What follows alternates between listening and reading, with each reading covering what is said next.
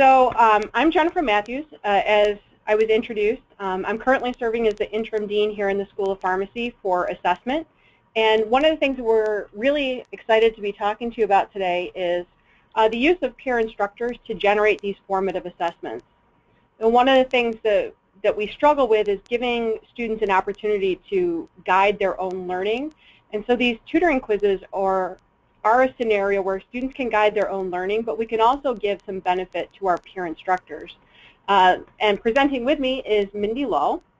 So I am an assistant professor of pharmaceutical sciences here, and I've been working with Dr. Mathews to get this program of self-assessments off the ground, involving our peer instructors, and then involved in a lot of assessment of this so that we can show you what the impact is on our student population.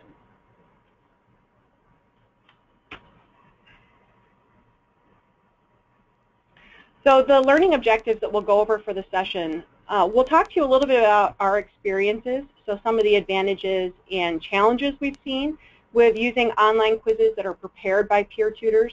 So we're going to spend some time walking through really the logistics of how we use ExamSoft to create this platform to then launch the quizzes. We'll talk about how we implemented this. So like I said, we'll demonstrate the process of enrolling the peer instructors as exam writers, because it is a little bit different than how we enroll faculty to become instructors in different courses. We're going to talk about one of the features within ExamSoft, which is that internal comments box, because this is really valuable for going back and forth between the faculty member who's teaching the content and the peer instructor who is then writing the quizzes. And then we'll also talk about how we analyze the data and what our current data is starting to show us about using peer instructors and why we think it's beneficial and maybe something that other people are interested in utilizing at their own programs. So these quizzes that are launching, they're very short formative assessments, and what I mean by that is they're about 10 questions per assessment. So if we figure in a semester there are 5 in-course exams, what we're trying to do is launch a series of quizzes for each of those exams. So one exam may have 2 to 3 quizzes worth of material prior to the students taking the exam. On average, there are about 10 questions, so it's really very directed. The students can do the quizzes anytime that they want. It's optional. We're not forcing students to do this. This is purely a self-directed tool for them. So if they feel that they want additional training or they want an additional opportunity to work with the material prior to going into an exam, they have these quizzes that they can go to further learn the material and to kind of check and gauge their own level of understanding of different concepts, and that's really where we see the benefit. The quizzes are very easily accessible. Every single one of our didactic exams up to this point is being delivered in ExamSoft, and so it's very similar to that format. It is not a secure quiz, so they can take it anywhere they want, with anyone they want. They can have discussion with friends. They can go through their course notes. They can have a textbook open. So really, the intent to this is that self-directed learning and getting them to take ownership for their own learning style and skills.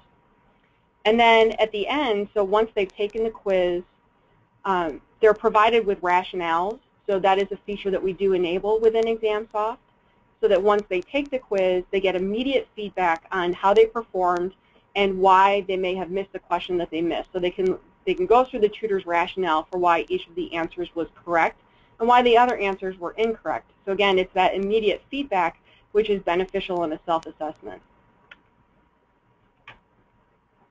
So we've really broken today's talk into 3 different areas, and we think that those 3 areas represent for you our process in not only designing but implementing and assessing these. So we'll talk to you about the training that's involved, not just for the faculty that are implementing this, but for the peer instructors themselves. We will talk about how we implemented it. So what are some of the considerations when writing questions? How can we interact with the peer instructors to provide feedback? And then some of the logistics of launching the quizzes and how we make them available to our students.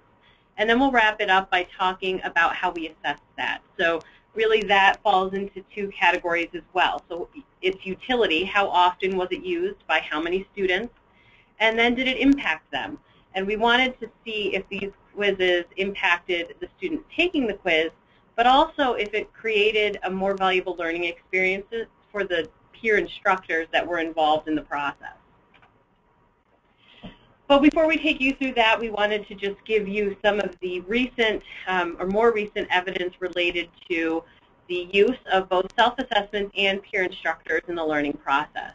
So if we look at the literature, we see that self-assessments can increase course performance. They have been shown to increase self-directed learning in the classroom, something we're always trying to get our students to do more of. It also can aid in better long-term retention of material. So when we think about a student leaving the classroom, much of our curriculum builds upon itself. So if they leave our classroom and go to the next course in the sequence, they can retain that information better for when they see it.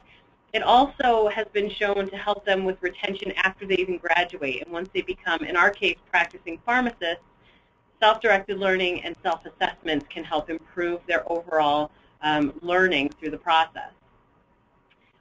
One of the things that we see with the use here is that they get more practice with the format of their in-class exams.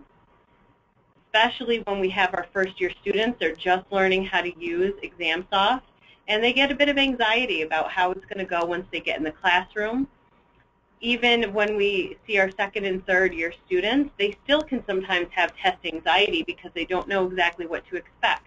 So the more practice they get in taking quizzes, taking them in ExamSoft, the more comfortable they are when they actually get to that exam. And using these self-assessments gives them a low-stakes environment to do that. So like Dr. Mathews mentioned, they are optional assessments. The students can take them at school, at home, anywhere they want, and it doesn't count at all towards their grade.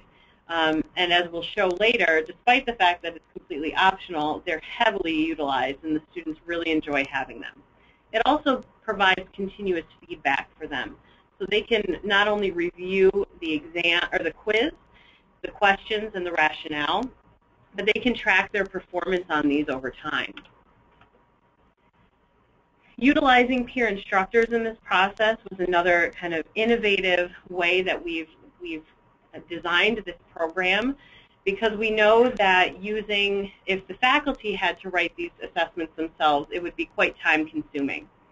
And so when we utilize our peer instructors, it not only frees up faculty time, but it is of benefit to peer instructors. So in general, the literature tells us that peer instructors help increase student performance in a class.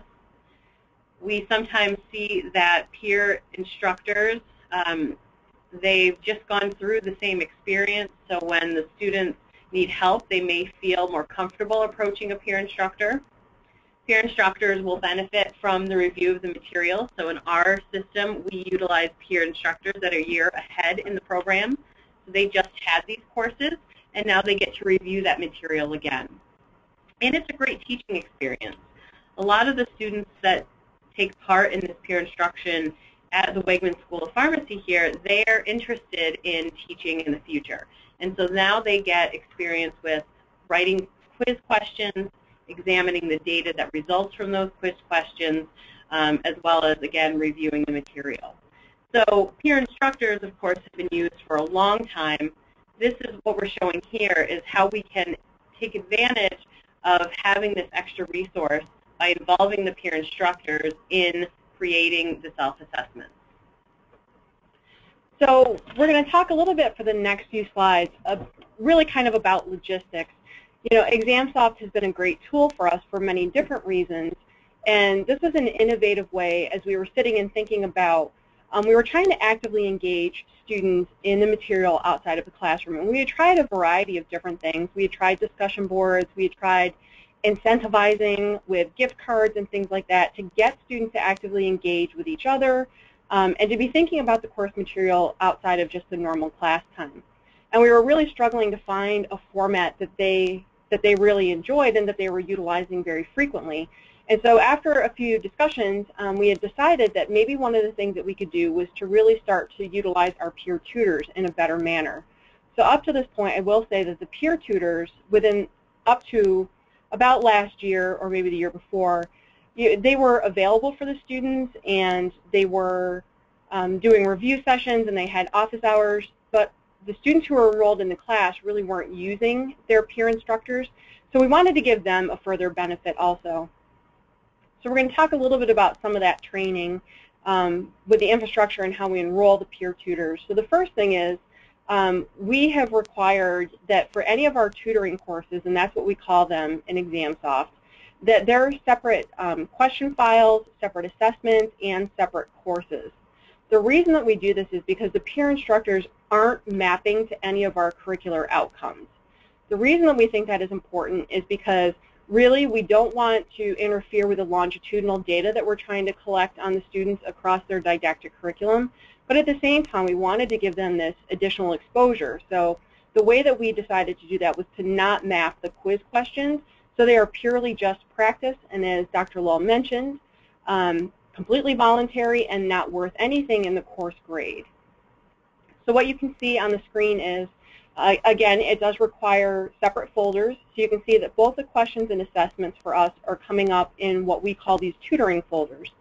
So we have a tutoring folder for each of the different tutoring courses. So our didactic course, for example, may be called Systems Pharmacology 1, and then it has a corresponding tutoring folder called Systems Pharmacology 1 Tutoring. And then again, you can see down at the bottom that it also has its own course, which is Tutoring Systems Pharmacology. The reason this is important is because this is where we're launching the quizzes. We don't want to launch them to our regular course. We want them to go strictly to this tutoring course. And I will give you a piece of advice here. So as you can see in that course drop-down menu, you see Systems Pharmacology 2, Systems Pharmacology 4. Those are our traditional courses. What had happened a couple of times when faculty dropped down to find the course that they wanted to launch an assessment to, they mistakenly launched them to the courses. So now any of our tutoring courses, they start with tutoring and then the course that the tutoring is occurring for. So the way that we enroll peer instructors is that we have created a faculty account, but it's a generic faculty account for the tutors. It has a password which is associated with it, which we can monitor and we give to the students who are in the tutoring program. All of the peer instructors use the same faculty account to log in and to create questions. We have restricted their permissions, which is a really important piece to this. What we don't want is for these peer instructors to be able to access any other questions that are in this bank, any other courses, or any other information that may be residing in ExamSoft. So we have given them very limited permissions, which means they can only create items within the tutoring courses. They only have access to those question folders. They can only save questions. So people who are currently using ExamSoft, you know the way that you put a question into an assessment is to approve it. So the peer tutors don't have the function of approving questions. They can only save them. The approval process happens by the faculty instructor. So normally what we would do is view this tutoring account, but because many of you are using ExamSoft, I'm fairly confident that you can visualize what I'm talking about as far as how we created a folder for questions, a folder for assessments, and a course. If you do have questions on how we set up the framework for this, we're happy to answer those at the end or in a follow-up email. And I think it can be a little nerve-wracking that first time you create that account. You can always sign into that account and check and make sure that you can't click on that the students would not be able to click on anything you don't want them to. So in our tutoring account, for example, you go in and there's not even functionality if you click on anything except a tutoring folder.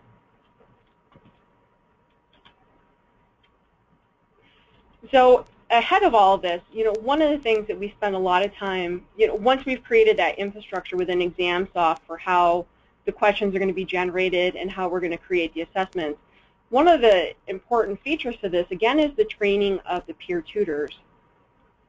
So what we want them to be able to do is to be fairly autonomous within ExamSoft. So we want them to be able to go in, generate their questions, to see how you create a question, so to go through all of that process of creating multiple correct answers or multiple distractors. So that's really a training session for the tutors themselves. We give them detailed instructions, so we provide them a tutoring handbook at the beginning of each semester. If they're a course tutor, they're going to get instructions on how to utilize ExamSoft, what it looks like logistically, how they can go through the different question types, how they can write answers, things like that. We also give them quite a few different resources on writing good exam questions. So this is something that many faculty struggle with is, this process of how do you write a good exam question, how do you make it clear what you're trying to ask, how do you make your answers very clear. So we give them resources and we give them training on making sure that the items that they're writing are sound. Because what we don't want to happen is for the tutors to create a bunch of questions that aren't usable. Because really this is a process for them and it's actually supposed to be saving some faculty time. So if their questions are not usable, then it really hasn't accomplished any of our goals. We do ask the tutors when they're writing the questions, one of the features within the ExamSoft program when you're writing questions is to provide a rationale. And so we ask them not only to describe why the correct answer is correct, but why all the other answers are incorrect. And this is a really great way for students who are taking the quizzes to understand why they may have missed something. It's just a good reinforcement of material.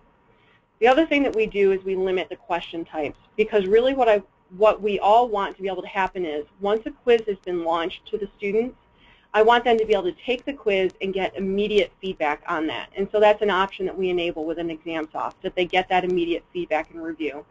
If we had fill in the blank, or if we had detailed fill in the blank, or if we had essay or short answer questions, that would be much more difficult because it would require either the tutor or the faculty instructor to go in and grade those by hand, and you don't get that immediate feedback. So we really do try to limit the types of questions that the tutors are writing. And as I said, this is a learning process for peer instructors too, and Dr. Lull alluded to this in her introduction.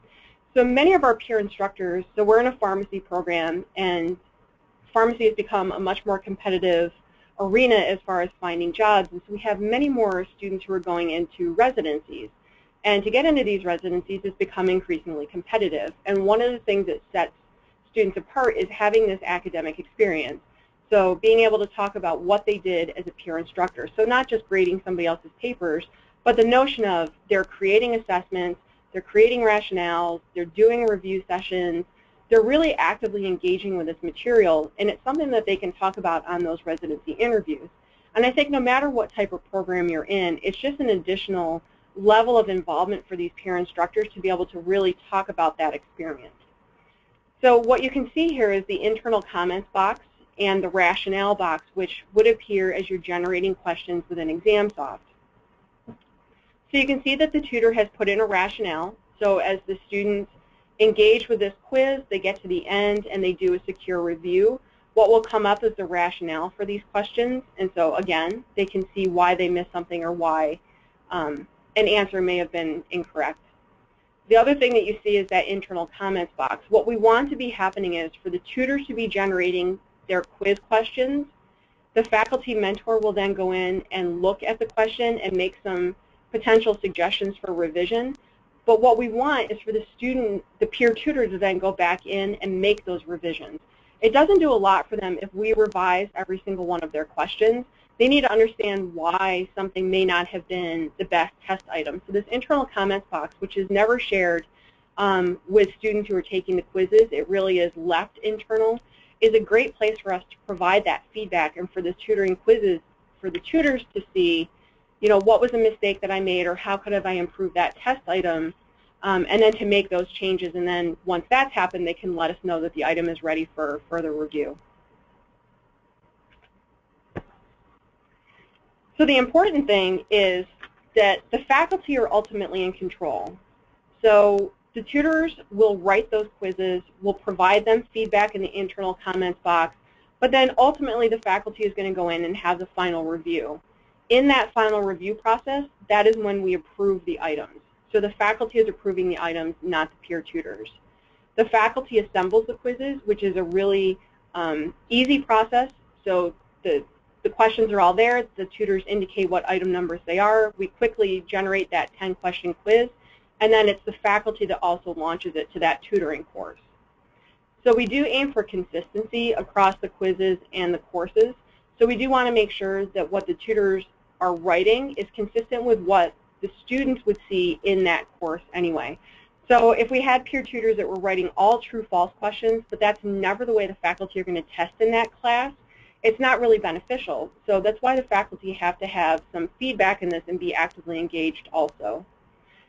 One of the things that we do, as I said, there may be 2 to 3 quizzes per content per exam.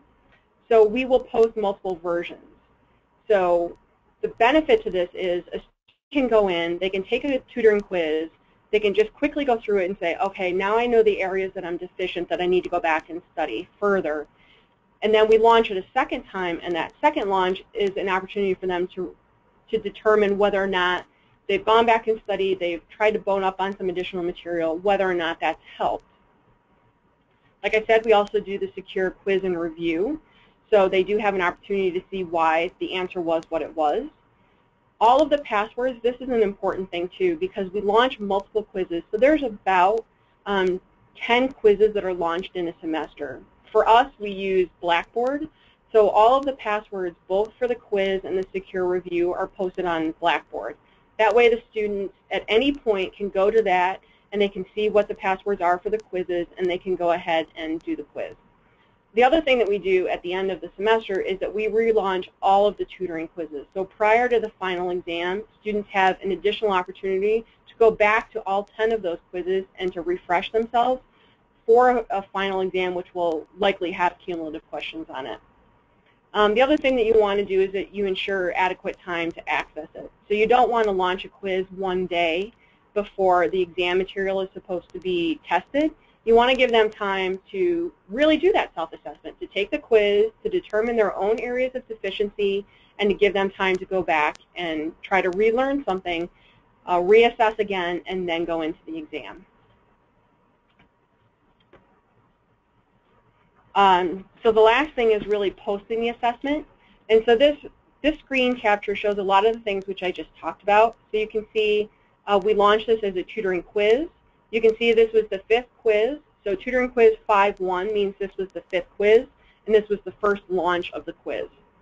So for the second launch, it would just be 5.2. We try to make the password for both the review and the quiz very easy for the students to remember. So tutor quiz 5 for both the assessment and for the review. You can see that it is launched to the tutoring course. And each of these assessments, so the download end, so this particular quiz was available for 8 days for the students. The download end for us ends on the day of the assessment that material covered. So if the assessment is on a Friday, once the student's going to take that exam, all of the quizzes close. And then you see the review type. So for us, we want the students to be able to review immediately after the assessment. And we want to show the rationale, so you see that that box is also checked because we want the students to get that feedback. So we'll use the rest of the time today to talk about some of the data that we have regarding the use of the tutoring quizzes or these self-assessments in our courses. So when we first started the program, we piloted it in one course. We had 2 peer instructors. We decided to give it a shot. Again, as Dr. Mathews mentioned, we realized that our peer instructors were being underutilized. So we tried it out, was met with overwhelming success in terms of the feedback from students and the number of students that were utilizing it. So that was in the spring of 2014. Now we have implemented it in 7 courses in our pharmaceutical sciences curriculum. One of those is our pharmacology sequence, which is 5 courses. So now the students have the ability to use these quizzes in all 5 of those courses, and then 2 other courses. To this date, or until the beginning of this current semester, we then had 16 peer instructors involved in the process. So that's 16 individuals with potential interest in teaching that now have this added experience in their pharmacy career. Now we probably have another 8 or 9 peer instructors to add to that in the current semester. Like Dr. Mathews mentioned, we aim for consistency. So all of those peer instructors are given the same guidelines, they use the same resources and the same instructions when they go through this process. They also use the same peer tutoring faculty account in ExamSoft. So when we assessed these, what we did was ask 3 main questions, and these really got at what we wanted to know. The first was, do the students use the resource? Or are we spending this time and effort for 5 people to use it? Our class size is 80, so we did want to make sure that a good number of the class was using this. And then we wanted to ask if the students benefited from it. And we did that in 2 ways. First, we want to know if they perceived a benefit. So we surveyed them and asked them questions about how these quizzes impacted things like their confidence or how they studied for the exam. And then we wanted to look at this quantitatively and actually see if using the quizzes benefited their exam scores and or their overall score in the course. The last thing we wanted to ask was whether the peer instructors had a benefit. So we also surveyed those individuals to see if they felt that they were getting a learning experience, but also asked them if they felt that the students they were tutoring were benefiting from this resource. Everything that we needed was easily available from ExamSoft, so we were able to download the reports that we needed and get all the related numbers related to both quiz and exam performance. So we were able to get the number of people taking each one, the aggregate performance, both on each quiz and on each individual question, and the individual student performance. The next thing here, category performance, I have an asterisk there because, as Dr. Mathews mentioned, we don't map these questions in ExamSoft. All of our exam questions were mapped, and so what we actually did to study this was we had our peer tutors hand map their quiz questions to our course learning outcomes because we wanted to see if the students benefited equally among all the topics in our course. So if you're willing to do that by hand, you can definitely get that information. Our exam data that we compared it to was already mapped in ExamSoft, so that was easy data to pull. And I would say that it's actually a benefit to the peer tutors to go through the process of mapping, even though it's by hand, that category performance. It's an additional piece of insight that students don't normally get into how we generate questions and how we map questions, and it gives them a further appreciation for the curriculum. So even though it's a bit time-consuming, it's not that many questions, and the reality is the categories are relatively consistent between the questions, but it's a really good process for them to go through.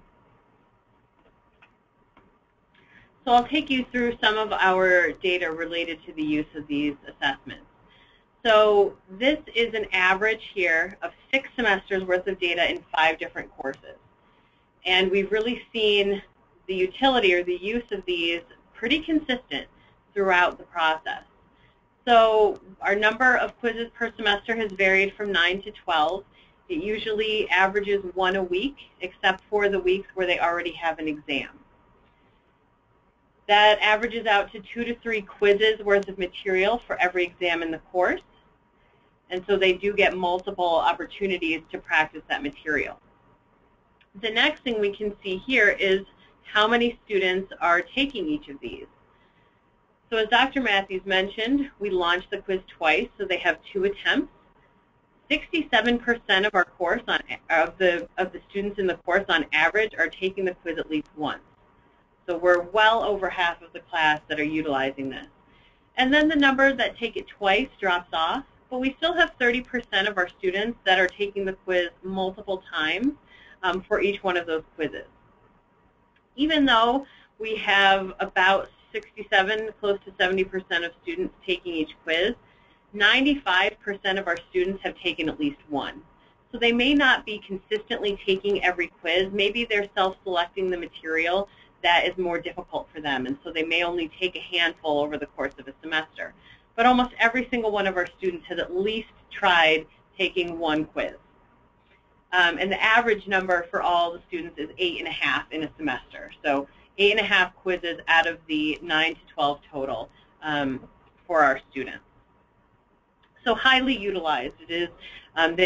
They likely would not be using the resource if they didn't think that it was valuable, and this is our first indicator that they find it useful. But we did want to look at some actual data regarding the performance on both quizzes and exams that are related to that material. So we did 3 comparisons. I'm only showing you 2 today. But the comparisons that we made, first we wanted to look at students' quiz performance and compare that to their performance on the corresponding exams. As I mentioned, we also mapped both exam and quiz questions to our course learning outcomes. So we compared exam and quiz scores for each of those learning outcomes to see if certain outcomes it was more valuable for some of the certain outcomes. The last one, which was really interesting, is that we were able to segregate the student population into those that were frequent quiz takers and those that only either took 0 quizzes or only took a handful of quizzes. And that allowed us to compare their exam performance.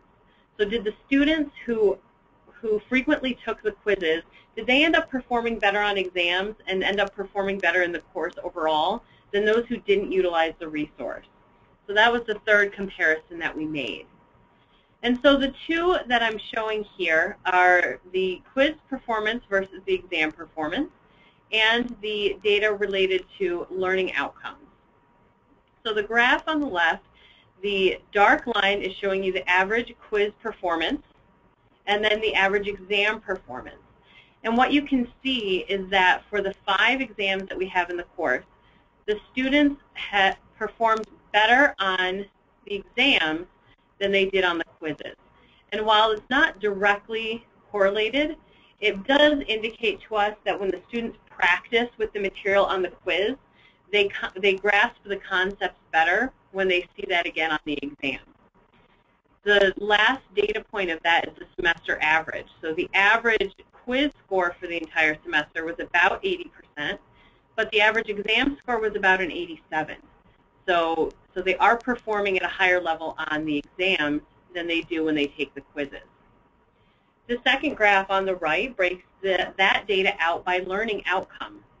And so you can see we have 5 learning outcomes in the course. They address a very specific topic within the course. And for learning outcomes 2, 4, and 5, the difference between quiz scores and exam scores was the highest. And what this tells us is that the students benefited from taking the quizzes on that material. What's interesting about that is that those learning outcomes are the most difficult ones that we have in the course. So 4 and 5 are all related to the different drugs that we teach, and that tends to be a difficult topic for students to grasp. The second learning outcome deals with different diseases and how the diseases manifest in the body. So those tend to be difficult, and we see that the students benefit from quizzes most in those areas, which is actually encouraging because it tells us that added practice actually helps them perform better in the areas they struggle with. Just anecdotally, before we get to the survey data, I mentioned that the third comparison that we made was looking at the quiz taker population versus those that were non-quiz takers. And even though the population of non-quiz takers was smaller, since the quizzes were so highly utilized, we did see that the students that utilized at least 50% of the quizzes performed about 4.5 points higher on average in the course overall. And in our curriculum, that's the difference between a letter grade, so an A- and an A, or a B+ and an A-. So that's a significant improvement for those that are utilizing the resource. Finally, like I said, perceptions were very important to us. So we did survey our students in one semester and asked them what their perceptions were. And so you could see that overall the results were very high. The students agreed with all of the statements overwhelmingly. But the actual items in the survey tell us a lot. So the students thought they were a valuable resource. In addition to that, felt like they were more confident going into the exam because they had utilized them. They perceived that they performed better on the exam, so we can back that up with quantitative exam score data, but they also felt like they did better. Arguably, the students would not think that the quizzes were of benefit if they were completely different than what they saw in the exam. And Dr. Mathews mentioned that we want the students to write questions that are similar to in format to what they're going to see. And it looks like we have achieved that goal, that the students think that what they see on the quizzes reflects what they see on the exam. And almost all of them agree that we should continue to use these. So one thing I do want to add is kind of interesting. If you look at the, I feel that the tutoring quizzes accurately reflected the material on the exams. I will say one of the things that we're very diligent about and vigilant about is the fact that remember that the tutors are students who took this material already, so they're about a year ahead, and then they tutor for a course that is below them. So they've taken the course, they've taken the exams, and students who want to be tutors are students who have done very well in our course. And so, not surprisingly, they've done well on the exams. They remember a lot about what was on the exams when they took the course. So one of the things that we caution about is, as you read through some of the quiz questions that they write, they can be very similar to questions that we've asked on previous exams, and so we need to be a little bit careful about wording. And there have been times that I have said, you know what, we're not going to use that quiz question, I need you to write another one, because it's just too similar to something that I've asked or that I actually have on the exam. So it is one piece of caution to think about. Right, because we don't want the students to do better on exams because the questions are all the same and they've already seen the question before. The material is similar, the format of the questions is similar, the difficulty level is similar, but the content is not directly overlapping, and we are very careful to make sure that that is the case. Finally, we wanted the peer tutors' perceptions, or the peer instructors. So at this point, we are waiting on survey data from the last 8 from the last semester. But if we look at 8 of the tutors who went through the program, they felt that the quizzes were valuable for the students they were instructing, but they also perceived their own benefit. So it increased the knowledge of the topics that were covered, and writing the quiz questions, all of them agreed that writing them was a valuable learning experience for them. So just as much as this program is aimed at benefiting the students in the course, we want it to be a very valuable learning experience for our peer instructors, and we want it to give them experiences that will make them better candidates for either a residency position or a job position in the future. So it appears that we're also meeting that goal with this program. And I don't think that it's surprising when we see an increase in knowledge or that they felt it was a valuable experience writing questions.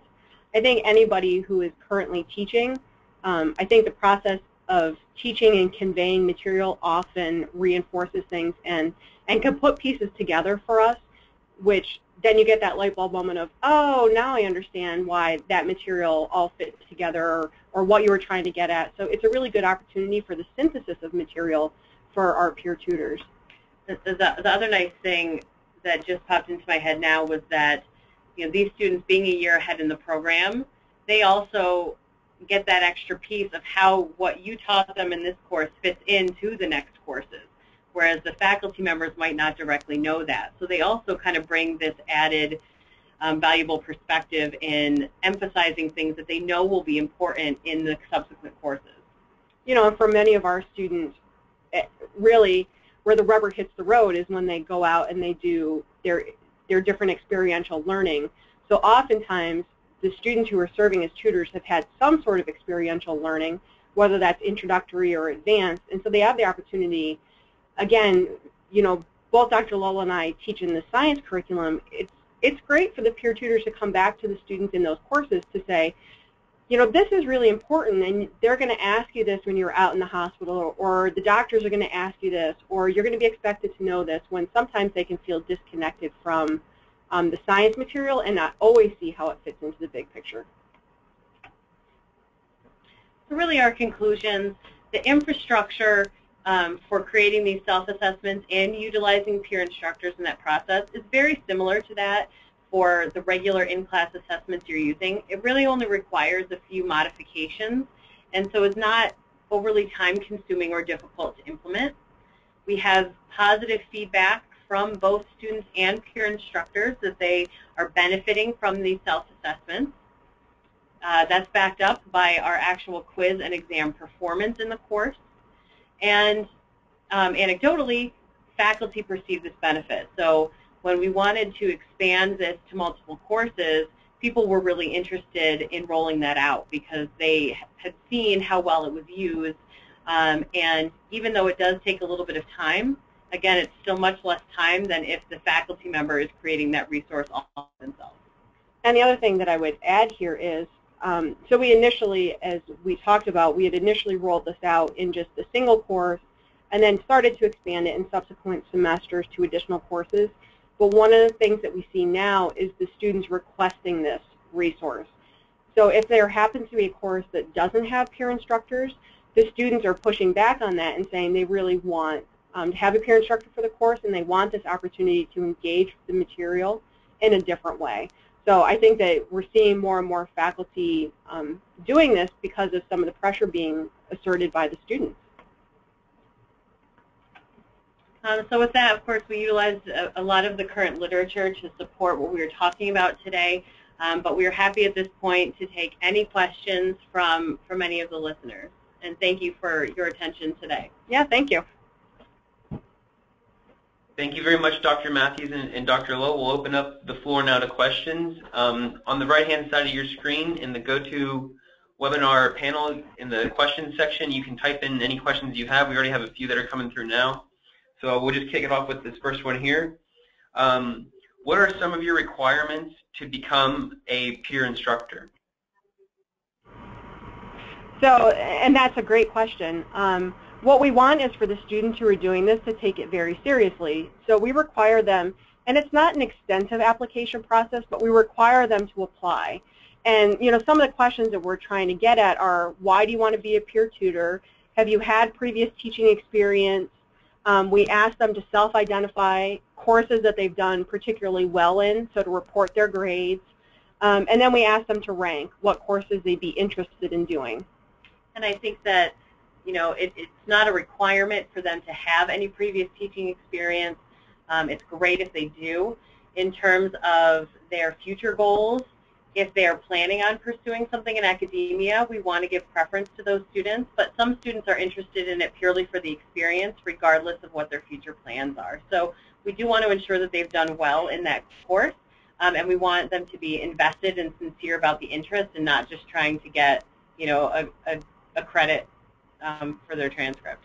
And the thing that's interesting with that is, so because most of the pharmaceutical sciences faculty are utilizing peer tutors at this point, we do get together as a group and we go through all of the applications because we really try to place as many students as we can who have applied. And one of the other things that we think about now, just because we have more of a pool and we can move students around a little bit more, is kind of the personality of the student. You know, so we have found, you know, some students respond very well to an extrovert. Some respond better to an introvert. And so we're trying to match personalities because most of our courses have 2 tutors in them. So we're trying to match those personalities to be a full benefit to the course that they're tutoring in. Thank you. I feel like this is a question that can also tag along with it. How do you deal with existing friendships and how they interfere with peer assessments? Well, so I actually, for myself, I don't worry about that all that much. Even if the students were friends with somebody in the course that they were tutoring, the peer tutoring quizzes are purely voluntary. There is no grade associated with them, so that there really is no nepotism that's associated with that. And I would encourage students across multiple classes and grades and years to interact with each other and to have conversations. And I think, you know, one of the things, luckily we haven't had any problems with this, but we lay that out at the beginning that, you know, the peer instructors may have access to a course grade or information where a student may be not performing up to par in the course. And we really try and emphasize that all of that is anonymous, and that they have to sign in order to say, I know that all this information is secure, and I won't share information. And luckily, we have not had any troubles. We do have an honor policy at the school, so there's a lot of, we trust the students. We just lay it out ahead of time so that they know what our expectations are regarding that. So, and our students, being in the healthcare profession, are very used to HIPAA laws, and so we really liken any opportunity that they would have to have any access to student grades. It would be the same thing, that they really shouldn't be accessing that because it would be a violation of our policies. Perfect, perfect. So we'll move on to our next question here. What other assessment types could benefit from peer assessments? Not 100% sure I know what that question is asking. Okay, we'll move on. We'll move on to the next one here. This one's about the workload. So how do you distribute the workload between the peer instructors? That's a great question. So we tell them at the forefront that they're going to be writing between 9 and 12 quizzes, and that both of them are expected to be contributing to every quiz. So typically what they do is they say, because they're 10-question quizzes, well, I'm going to write these 5 and you write that 5. So that's usually how they break it up. They do have additional requirements beyond just writing the quizzes, but usually they just divide the labor. So running review sessions, having office hours, they're just splitting that, whatever the task is. Okay, perfect, perfect. So then the next one we have here is, what are your top guidelines for an effective peer assessment? Well, I think that the most important thing is that it's a sound question. I think that we spend a lot of time really working with students, working with our peer instructors on how do you write a good question that really assesses the student's knowledge, and it's not a trick question and it's not convoluted. So I think that that's the biggest thing that we spend time on. And right at the beginning of the semester, we have materials that we provide the tutors that are very similar to the materials we give to our faculty members. So a couple of short documents that say, how do you write a good multiple choice question? How do you write a good fill-in-the-blank question? And I think that it is quite a learning process for them. And you see that at the beginning of a semester with new peer instructors, you're providing a lot of feedback in those internal comments boxes. And a lot of them are more related to the format of the question than the content. So things like, a rationale shouldn't just say B is the correct answer because that's the definition. It should say, here's why this is the correct answer, here's why the others are incorrect. Providing feedback in terms of asking a straightforward question and asking it in a positive tone as opposed to in the negative. So we find ourselves giving that feedback, especially in the first few weeks, but then they see that feedback and they respond to it, and by the end of the semester, their question writing has improved greatly, and we don't have to comment on those things. The questions become pretty high-quality questions. Perfect. Looks like we have one last question here. Again, if you have any additional questions, please feel free to fill out the question box on the right-hand side of your screen. And if we're not able to get all the questions, we can definitely have follow-ups after offline. So this last question here is, since you've received feedback from the peer instructors, what have you done to improve upon your processes from when you first started using peer instructors? Well, I think the biggest thing was the changes we made before they started writing these assessments. That they would hold their office hours, maybe 2 people would come over the course of the entire semester, and they felt like their time was being wasted. So that was part of the reason we implemented this, was because of that. Since we've implemented the self-assessments, we provide them with specific instructions. So before we would just sit down with, for the first week, we'd sit down and describe for them what they should do, and that has now morphed into a full package of materials that they get that have instructions, that have guidelines, that have the ExamSoft instructions. So they have that printed packet that walks them through everything. We also now provide more immediate or more feedback throughout the course of the semester. So we have them check in with us on a weekly basis to update us on their progress, and also so that we can update them on where we are with our lecture material and things like that. So most of the feedback has led to us having more communication, or at least more meaningful communication throughout the course of the semester. And I think the other thing that we do is we provide them very clear deadlines for things. So at the very beginning of the semester, when we go over all of those materials, they're given a calendar that says, this is when I expect quiz 1 to be written, this is when I'll review it, this is when I'll get feedback to you, this is when it's going to launch. And then we do that for every quiz. So they know how to build in the time that is going to be required of them with their own classroom schedule. So, we want to be sensitive to that they are still students and they're still taking other courses. So we want to be very clear from the very beginning what the expectation is and when things are going to be due. So I think that that's been helpful too, so that they're not blindsided by when things are going to be coming up. Awesome. Well, thank you very, very much, Dr. Mathews and Dr. Lull. That's going to conclude today's webinar. I want to thank everybody for taking time out of their busy schedules today to join us for this presentation. Just a quick reminder that at the end of at the conclusion of this webinar, you'll get a quick survey pop-up. We encourage everyone to fill this short survey out if possible. This helps us provide relevant content for all of our presentations. Also, to view past webinars, you can take a look at our resources pages at learn.examsoft.com/resources. And just another reminder that today's webinar was recorded, so all attendees and registrants will receive a follow-up email with the recording. Please feel free to share it as you would like. With that said, that concludes the webinar, and thank you very much for everybody's time. Thank you. You.